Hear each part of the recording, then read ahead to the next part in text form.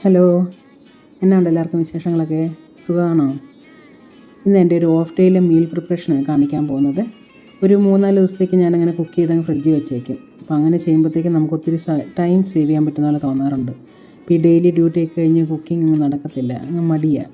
അപ്പോൾ ഇങ്ങനെ അങ്ങ് ചെയ്ത് വെച്ചേക്കുവാണെങ്കിൽ പിന്നെ വരുമ്പം ചൂടാക്കി കഴിച്ചാൽ മതിയല്ലോ. അപ്പോൾ അതിൻ്റെ ഇടയ്ക്ക് എനിക്ക് വിശന്നിട്ട് ഞാൻ കുറച്ച് നഗറ്റ്സും കൂടെ അങ്ങ് ഒന്ന് ചൂടാക്കി എടുക്കുന്നുണ്ട്. അത് എയർ ഫ്രയർ വെച്ചിട്ടൊന്ന് കുക്ക് ചെയ്തെടുക്കുന്നുണ്ട്. അപ്പം ഞാൻ ഇന്ന് 3 കറി ഇവിടെ വയ്ക്കാൻ പോകുന്നത്. ഓൾറെഡി ചോറ് ഞാൻ വെച്ചിട്ടുണ്ട്. അപ്പം ചിക്കൻ കറിയും ക്യാരറ്റ് തോരനും പിന്നെ രസവും കൂടെയാണ്.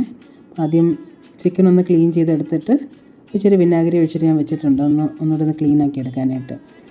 അപ്പോൾ ആദ്യം നമുക്ക് കുറച്ച് ഇഞ്ചി, വെളുത്തുള്ളി, മുളക്, സവോള, കരിയാപ്പില ഇങ്ങനെയുള്ള ഇത്രയും സാധനങ്ങൾ എണ്ണയിൽ നന്നായിട്ട് വഴറ്റിയെടുക്കണം.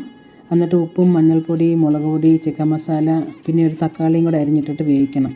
പിന്നെ ചിക്കനും കൂടെ ചേർത്ത് വേവിച്ചിട്ട് ലാസ്റ്റ് കുറച്ച് മല്ലിയിലയും കൂടെ ചേർത്ത് വെച്ചാൽ മതി.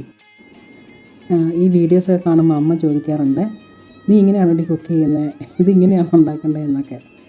നമ്മളിവിടെ ഒറ്റയ്ക്കല്ലേ ഉള്ളൂ. നമ്മളിപ്പോൾ എങ്ങനെ ഉണ്ടാക്കി എങ്ങനെ കഴിച്ചാൽ എന്താ, ആരെയും ബോധ്യപ്പെടുത്തേണ്ട കാര്യമില്ലല്ലോ, ആർക്കും ഉണ്ടാക്കി കൊടുക്കുകയും വേണ്ട.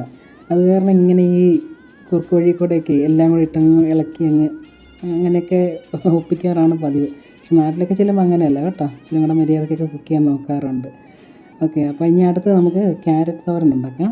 അതിന് ക്യാരറ്റ് അതിൻ്റെ ആ സ്കിന്നൊന്ന് ചെറുതായിട്ടൊന്ന് ഡ്രേപ്പ് ചെയ്ത് കളഞ്ഞിട്ട് നമ്മൾ കഴുകി അരിഞ്ഞ് ചോപ്പറിലിടണം. അരിഞ്ഞ് ഇച്ചിരി വലിയ പീസാക്കി നമുക്ക് ചോപ്പറിലിടാം. ഈ ചോപ്പർ ഉണ്ടെങ്കിൽ ഭയങ്കര എളുപ്പമാണ് കേട്ടോ, കാര്യങ്ങൾ പടപടാന്ന് നടക്കും. പ്രത്യേകിച്ചും തോരനൊക്കെ വെക്കണമെങ്കിൽ നല്ല അടിപൊളിയായിട്ട് അരിഞ്ഞ് കിട്ടും. ബട്ട് ഒരു കുറച്ച് സെക്കൻഡ്സ് മതി. അപ്പോൾ നമ്മൾ ക്യാരറ്റും പിന്നെ കുറച്ച് പച്ചമുളക്, സവോള, കരിയാപ്പില, കുറച്ച് തേങ്ങയും കൂടെ ചേർത്തിട്ട് ആവി കയറ്റി അങ്ങ് എടുത്താൽ മതി. ഞാൻ ഡെസിക്കേറ്റഡ് കോക്കനട്ടാണ് യൂസ് ചെയ്യുന്നത്, കാരണം എൻ്റെ കയ്യിൽ ഫ്രഷായിട്ടുള്ള തേങ്ങ ചിരണ്ടിയതില്ലായിരുന്നു. ഓക്കെ, അപ്പോൾ ഇനി അടുത്തത് കുറച്ച് രസം കൂടെ ഉണ്ടാക്കാം. അതും ഈ പറഞ്ഞ പോലെ എല്ലാം കൂടെ അങ്ങിട്ട് ചോപ്പറിൽ അത് നന്നായിട്ടൊന്ന് മാഷ് ചെയ്തങ്ങ് എടുക്കും. നന്നായിട്ടങ്ങ് എന്തെന്ന് പറയണേ, അരച്ച് കിട്ടുന്ന പോലെ അങ്ങ് എടുക്കും. ഓരോന്നോരോന്നൊക്കെ ചെയ്യാനുള്ള മടി കൊണ്ട് എല്ലാം കൂടെ ഒറ്റയടിക്ക് അങ്ങ് ഇട്ടേക്കും. പക്ഷേ എന്ന് വെച്ചാൽ ടേസ്റ്റിന് കുറവൊന്നുമില്ല കേട്ടോ.